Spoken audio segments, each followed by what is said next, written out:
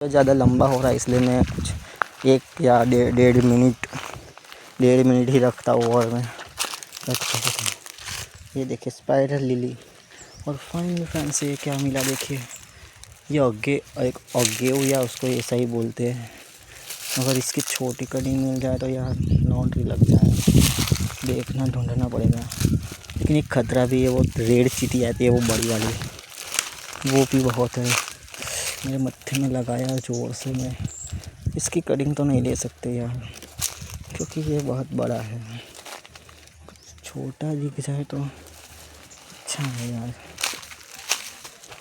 चलो आगे दिखाता हूँ आगे क्या। माय गॉड, मेरे मत्थे में चींटियाँ वो मतलब क्या बोलते हैं। इधर इधर छोटा एरिका फार्म मुझे। Oh wow, big bang. Oh finally guys, ये छोटा सा फ्लावर देखिए आप। चलो अभी वीडियो ज़्यादा लंबा होगा इसलिए मैं छोटा कट करके दूसरा बना रहा हूँ।